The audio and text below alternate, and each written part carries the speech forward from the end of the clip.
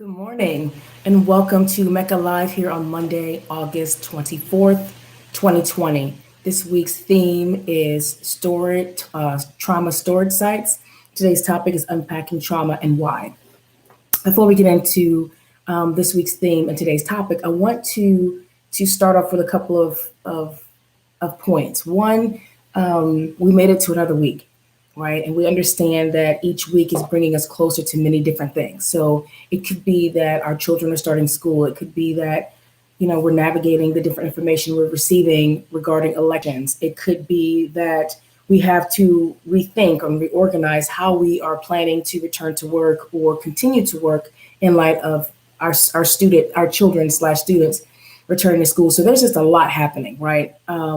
Keeping that in mind and just being kind to ourselves as we navigate these different issues and different themes is paramount, which leads me into my second point. So the reason why trauma is the topic for this week's theme is trauma impacts so many different things across the board. And right now, with what's happening in the society, what's happening across the globe, whether it's the pandemic or social justice or different themes that are popping up and being explored regarding elections, all of these things, it's like trauma is now transparent because different things are tapping into different experiences and different situations and reminding us of imbalance here or illuminating the fact that that's missing, right? So we have these different things that are tapping into, for some of us, unresolved trauma and unaddressed trauma. But I want to stress that what goes unaddressed goes on. And if it continues to go on and it's not addressed, then it precludes us from being our best us. It precludes us. It forms obstacles in the way of our growth and especially in the way of our health. So let's just get into it. But let me say one thing. I want to talk about resources before we get right into the topic. And I know that when we were doing Mecca Live on Facebook, there were people that were watching from California, and people were watching from New York and Detroit. I'm trying to remember the places, Atlanta, other parts of Florida, right? Maryland. And those are just the ones that I know. So my point is this: wherever you are, right? Whatever your city is, whatever your state is, whatever your county is, become familiar with, this is the resource part. Where's your medical crisis center, your medical trauma center? Now, where I'm living currently, I live probably 5 minutes from a trauma center. And I live 5 minutes from that hospital, 10 minutes from another one. Like I'm in a spot where, we have, but that's the trauma center, which is where the accidents and the gunshots and the different, those kinds of traumas go. They go to the trauma center. So I know where my closest trauma center is. Take some time. This is not your at-home work, but could possibly be as well. Take a second, take a few minutes rather, and figure out where your closest medical trauma center or crisis center, where your closest mental health or psychiatric trauma center or crisis center, and then where your rape crisis center is. Where are the closest ones to where you live? Because you never know when you may need those resources, and not doom and gloom that it may be you, although it may be, but being aware of those kinds of resources may help you address an emergency situation that you may find yourself in as a support person, right? So your neighbor or someone close to you, the ability to act in a timely manner requires us being aware of this information, having accurate information at our fingertips. How many of us have magnets on our refrigerator that are about companies and services that we don't use? Just in case, boom, right? Like I'm sitting, normally I'm on my lanai, but I was thinking the lighting is so bad. It's been so bad. So I'm just going to do it here today. But I can see my refrigerator from here, and I have a postcard size magnet, and I don't even remember where I got it. It was probably at some sort of event where they hand out like different things, right? And I love magnets because I'm always sticking stuff to my refrigerator, but I have a magnet and it's like a 1, 2, 3 step kind of situation that will let you know if you're having a stroke or if someone is having a stroke and what to do.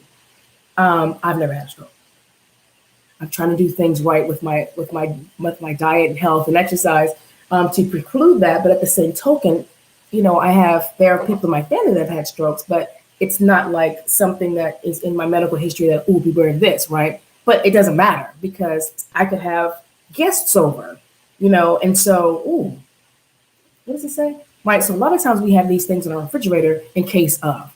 And so this is the same kind of situation. Why I'm mentioning specifically the medical crisis center slash trauma center, the mental health crisis slash trauma center, and then also the sexual assault crisis slash trauma center. Be mindful of where they are so that or in some of these locations may be secure for obvious reasons. So if not where they are and how to contact them, obviously how to contact them. What's the best number? What's the best way to initiate and secure services as it relates to those three? So I wanted to put that out there so that we're mindful of that, especially those of us who have children, especially, or those of us who have our children's children over. So if we have, when I say that, that's in quotation. So if we have nieces and nephews, if we have them over, being mindful of the poison control, like a lot of those things. I don't know that we talk about that as much anymore. I think it just, for me, it goes without saying because I grew up and I remember the refrigerator and it had the police, the 911 number and who to contact if like not infectious disease, but CDC. So if you swallow something and you shouldn't, like that kind of stuff, those things were always on a refrigerator. And I remember, I'm dating myself now, but Mr. Yuck, I think that's what they called it, these green stickers that parents were supposed to put on, or caregivers were to put on items in the home that if a child saw this ugly green sticker, they knew that, even if they can't read, they knew that they weren't supposed to touch that, right? So just different things to facilitate safety and awareness. So let's just get right into the topic. Reminding you that the theme this week is trauma storage sites. Today's topic, unpacking trauma and why. So when we think about trauma, a lot of times it's like a kind of word, right? Or it's like, ah! So then it becomes framed in this package that in order for it to be considered a trauma, there has to be this horrible thing. Horrible. And there has to be this elaborate, situation. And sometimes the way I may view elaborate and horrific and tragic and may not be how you define it. And in that disparity is where a lot of times people's traumas are dismissed and disqualified. So let me be clear. I don't get to define what your trauma is. I just don't. I don't get to qualify or disqualify what has been a trauma for you. But I'm going to give you like a general definition of trauma. So when we're thinking about trauma in the context of this session, it can be defined as a deeply disturbing, deeply distressing experience that shatters or destroys your sense of safety and security and leaves you hopeless, right? It could be hopeless in the sense of this place where this thing took place was always a safe place for me, and now it's not. Like, what do I do now, right? Or it could be inside this definition of the shattered sense of security and safety. It could be that this person that has always taken care of me has now violated me. Like, what in the world, right? So that's the broadest way I can present that as it relates to this topic. But we're going to unpack it as we go through the week. And let me be clear, this is on/off the topic. When we're thinking about these things, because I remember when I had a conversation with someone, because every time I pick a theme, I have tons of themes, and I start knocking it out, and I start talking to people, right? Like, I try to get feedback prior to, aside from the research that I do. And I remember I was talking to someone about this topic, and they said, well, everything's a trauma nowadays. Everybody's depressed nowadays. Everybody has anxiety nowadays. Really? Really? Everybody? So you know me. The absolutes drive me nuts. You talk to everybody? Well, you know what I mean. No, I don't. I know what you're saying. So what are you telling me? Well, so many things are trauma when they're not trauma. Is someone telling you that you're traumatized? Or they're telling you about something that traumatized them? Well, I mean, so many other people have gone through this experience and they're okay. Okay, so now their trauma is them qualifying this stressful situation as a trauma is not so much a trauma because those people weren't traumatized by it. And how do you know that? Because they said that. You know how many people are moving around going to work and coming home every day, doing all the things that they're supposed to do, traumatized? I don't get that right to say that just because you get up every day and you go to work, that you don't have unresolved traumas, that you're not traumatized. That what you're saying that traumatized you is, I don't live in your body. I can't meter the response that your psyche is having or has had because of a stressful and distressful situation or event that you experienced. I don't get that right. And what if they are lying? What does it cost? What does it cost me if someone says I'm traumatized? I don't get it, right?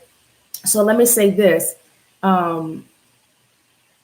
Sometimes rites of passage that may seem as a rite of passage for one group or one person may inevitably be a trauma for someone else. What am I talking about?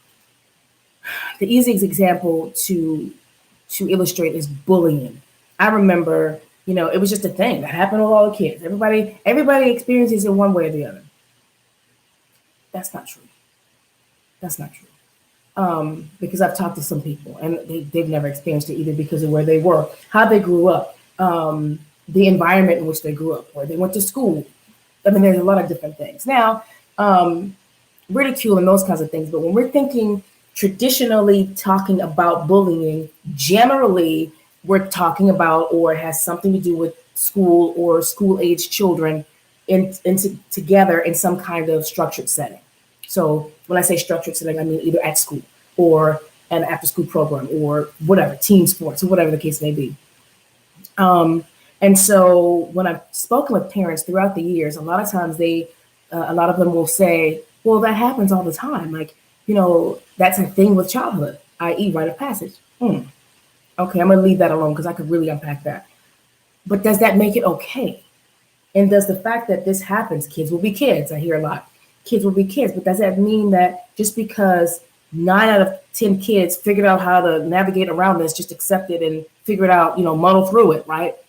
That 10th kid, does that make them odd because they didn't? Is there something wrong with them, that 10th kid, because it impacted them so much so that even as an adult, it resonates? We've had TV shows and series and movies in which one of the characters finally says, you know what, I've had enough. This has impacted my life. And they get revenge on something that happened when they were a child as an adult. So we say, oh, well, that's just TV. We say, oh, that's just, a sitcom. Oh, that's just. I needed to make that. So I needed to make that clear. So when we're thinking about trauma and what we're unpacking this trauma, why trauma topic, this week's theme, and why unpacking it now? Like, what are we thinking about? Like, what? So when we're talking about it, what does that even mean? Like, what does that even include? We talked about in a broad sense, a broad definition of the impact, of some sort of distressful or deeply distressful or disturbing experience, right? We talked about that. So when we think about those things, what does it include? Like, what? Okay, and you said that rites of passage and so, but what are we talking about when we're talking about trauma? It could be an attack, and it doesn't have to be physical. It could be something that, like I said, if you qualify it, if you look at that disturbing, distressful experience, what fits into that? Because again, what may bother you may not bother me. What may rattle me to where I want to do something, you may be like, okay, whatever, and why? Like why? And I'm going to touch on it for a second, but we're going to get into the whys later on this week. But why? Because my sense of self may not be your sense of self. And the things that shaped my core values, my experiences, my upbringing, my education, my knowledge, my beliefs, my values, all of those things, right? They start from somewhere and they're nurtured from somewhere. And sometimes our values are shaped and established by something we didn't have, and vice versa. It's not just a situation where I was taught this way. And so that's why I believe this thing. Sometimes I've been taught, or we've been groomed, or we've had these experiences, and we've come to a place where we decide, okay, yeah, I don't ever want to see that again, or I don't want that to be, or this experience helped me identify that this is what I want. Example, if you've grown up in different situations where you didn't have a lot of privacy, could have family, And so you had to share space for whatever reason, or other reasons why you didn't have a lot of privacy. And you may arrive at a place where privacy is important to you. Having your own space is huge. Or it could be like, this is how I grew up, and this is my point of reference, right? So my point is being mindful that it doesn't have to be a physical attack, although those are issues of that can those are that's an example of a trauma. It could be a verbal attack, right? We know people that are, I'm gonna use the phrase soft spoken, and people that are not very verbal or boisterous in a sense, and not like in a delayed sense, but just that's just not their personality. They're just chill, quiet, calm, whatever. And then so for me to come at them, even if I raise my tone, that disturbs their balance or can disturb their balance, right? So that's why I want to make that distinction, because just because it's not I'm coming for you doesn't mean that a person doesn't feel attacked. So attacks, again, a broad category. Natural disasters. If you go back, and that may be at homework for later. So that's not today's at homework, but I may utilize that later on. But if you do a little bit of research and you look back at, I don't remember the name of the town in West Virginia, but as we look at post-traumatic stress disorder, because there's post-traumatic stress syndrome and post-traumatic stress disorder, and we're going to unpack those, I believe, tomorrow. But if you want to do a little digging into a lot of the research, where the research began and how it came, how it began to evolve with post-traumatic stress disorder, there was a small town in West Virginia, and there was a lot of rain. They had a flood or something like that. I don't know if the dam burst or something, but when I give you this information, I will do due diligence so I'm able to tell you the year in the town. But it was a town in West Virginia. There was a storm, and they had rain like they'd never had before. And the little town flooded. What ended up happening was the very next time, and there was a lot of tin roof homes, right, and structures. And so what ended up happening was the very next time they heard this water on the tin roof, a lot of people began to react. And so I don't want to speak out of turn and say that's the birth of the diagnosis, of post-traumatic stress disorder. But a lot of that research came, that situation played a large role in the research as it relates to post-traumatic stress disorder and post-traumatic stress syndrome. So we have this experience, we react, we respond.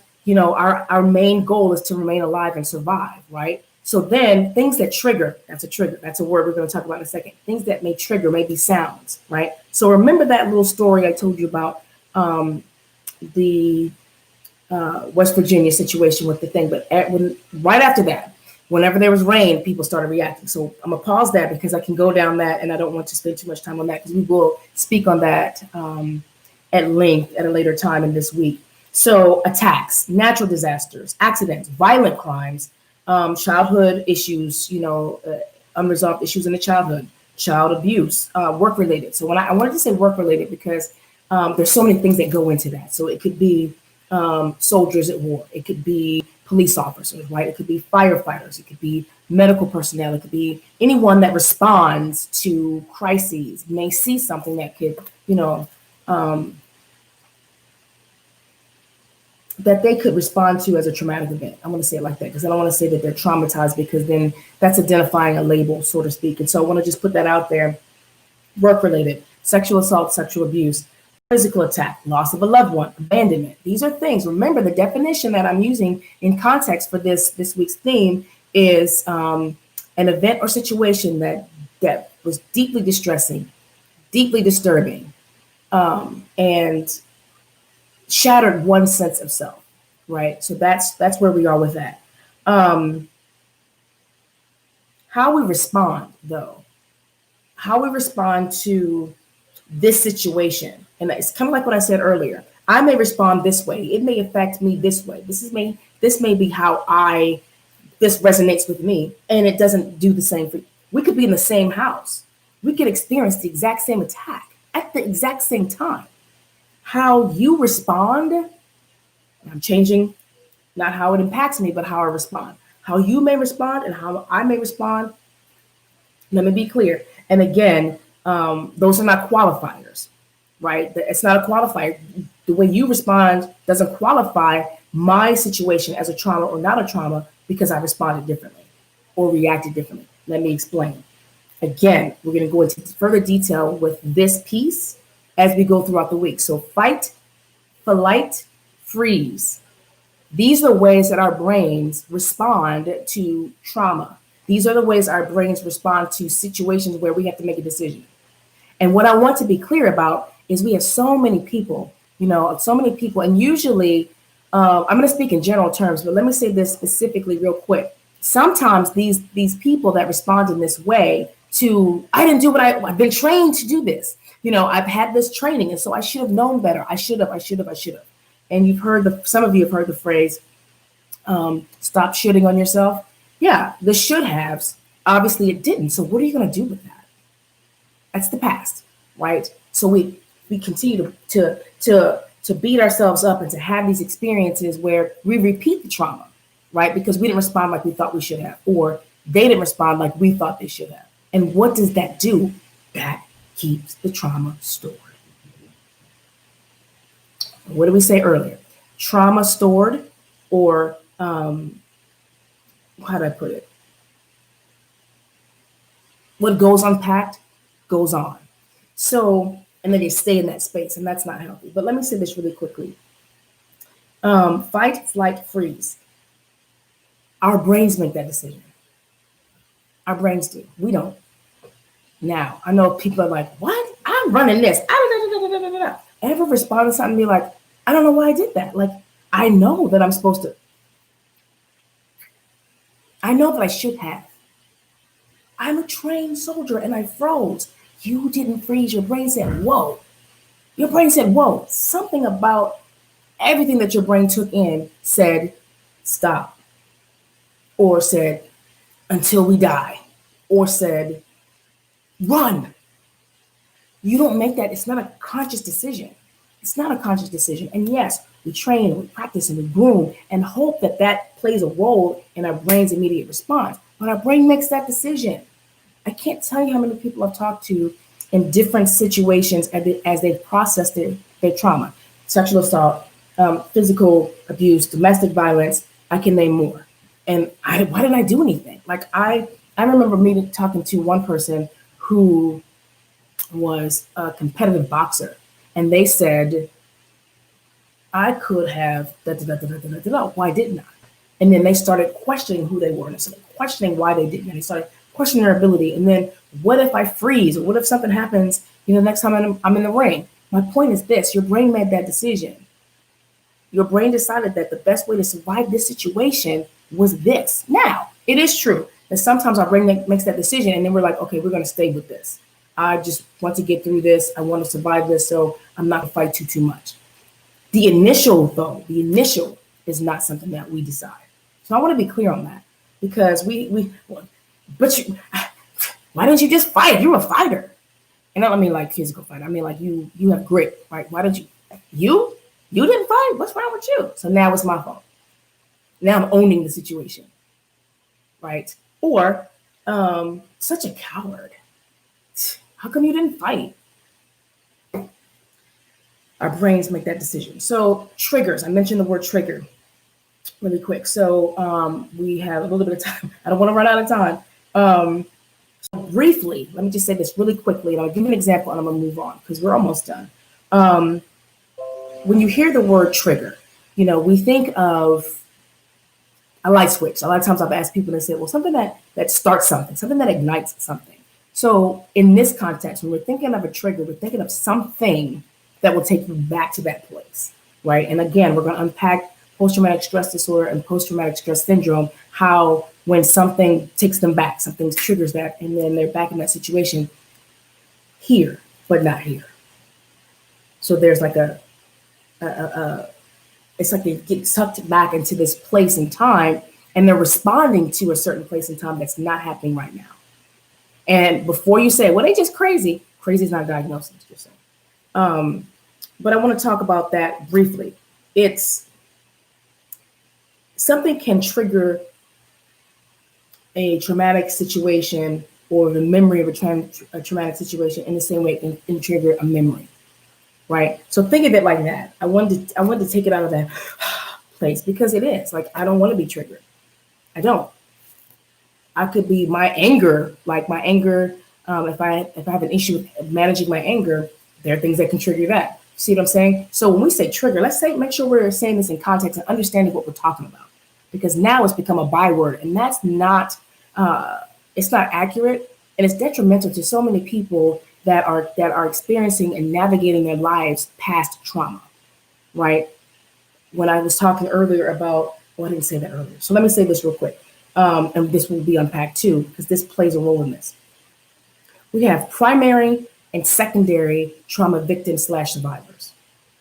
So think about the parents who've lost their children to accidents and murder and things of that nature. They're the secondary victim because that trauma, right? Whether they were there for it or not, whether they witnessed it, whether, you know what I'm saying, whether they were in the car at the same time, that's their trauma, right? The secondary victim, the secondary survivor, is the person that's impacted by the trauma that happened to somebody else. I was exposed to it. I was impacted by the impact it has on them. So the reason why I'm saying this now is that these triggers are not necessarily only related to the person who experienced it themselves. So trauma triggers, things that can stimulate or can take us right back to a memory or a situation. And let me tell you, I'm going to give you an example that's outside of a trauma. So my grandfather was my superhero. I grew up in the 80s. So I was born in 1970 and I grew up in the 80s. And the grocery store near me plays 80s music all the time. So sometimes I'll go and I'll be shopping. I'm not even listening to it because I'm focused on what I'm doing. And sometimes, again, the volume's the same. But sometimes I'll be doing something and they'll play a song that will remind me of my grandfather and I'll start laughing. I'll feel light because it'll remind me of him or a time or whatever. And then sometimes there have been times when I've gone in that store and understand it's 2020. My grandfather died in 1992. There have been times, not too often, but more than once, where I went into the store to go shopping and a certain song came on. There are many songs that remind me of him, but there are some that just go right in. I had to leave the store because I didn't want to shop crying. Then sometimes I tear up and I just keep on moving. But there are a couple of songs that if I'm in that space, that will just, that's not a trauma in the sense of these other traumas, right? Or is it? I lost someone significant to me. Is that a trauma? You get to answer that. So that's what I'm talking about, those kinds of reactions. But why this topic now? Why now? Why are we talking about trauma? Why? Because our mindset, our perspective, processing the crisis of the pandemic, how we're going to navigate these things. Remember how we started this live? Its impact, social justice, because sometimes those topics in and of themselves can trigger something, right? And as we navigate the things of today, the things of society at today, that requires us to be on our A game. So what do we do? Those of you who were in the military, what did you do before you left on a mission? Before you went to training? Those of you who are athletes, what did you do before a game? Or even before practice? We checked our equipment, right? We made sure that our equipment was safe and sound. If not, we repaired it or replaced it. That's where we are right now. Check your equipment, repair and replace. That's why now. Because how we think, what we believe about ourselves and the world around us, our mental health, our physical health, our mindset, our motivation, our outlook, our beliefs and our capabilities, our relationships with others, blah, blah, blah, blah, blah, are all affected and impacted by traumas unresolved. Unresolved traumas can stunt our personal and spiritual growth. So why not work toward being the best me? Why not show my children that they deserve the best me? And why not teach our children and our students that they have the power to be the best them? And that power resides right here. Why not? Why not?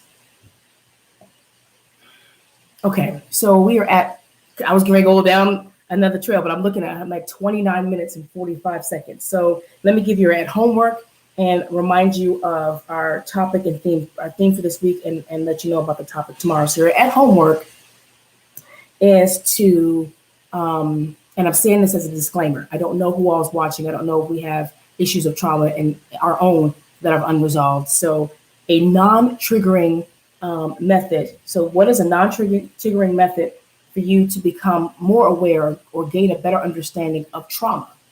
Let's just start basic. What is trauma? And you can gauge that based on your knowledge level. You know what you know about trauma. You know what you understand and things of that nature. So if you're watching and you're a mental health professional like I am, or or a medical professional, whatever that is, I kind of understand this, but I want to know a little bit more. What she was talking about this trauma situation as it relates to secondary. Let me explore that, right? So how can you gain a better knowledge or understanding of trauma? What can you do? Are there free seminars? Are there webinars? Is there a course that's not too expensive? Is an organization in your area, because they're doing a lot of those now virtually. Is there an organization in your area that's hosting some kind of symposium regarding trauma? Because for at least the last 5 years, many of the platforms that I participate in or speak, organizations that have these presentations that I've been, a speaker, have been focusing specifically on trauma-related care, trauma and the impact of trauma in education. Like a lot of it is happening out there. So this may be a prime time for you to do some due diligence, but your at-home work is to find out or find a source or an outlet or a platform that can illuminate or improve your knowledge base of trauma and keeping your own traumas in mind. So a non-triggering method of doing so. So tomorrow, Tuesday, August 25th, we will continue the theme of trauma storage sites. And the topic is these 3 boxes. What we will talk about are the 3 types of trauma. And we will, like I said earlier, we will unpack post-traumatic stress disorder, post-traumatic stress syndrome. Thank you so much for tuning in to Mecca Live. We will see you tomorrow, same time, hopefully. But we'll see you tomorrow, and we'll unpack the trauma storage sites, focusing on these 3 boxes. Have a great day. Be kind to yourself, that you may be kind to others. And as always, speak life.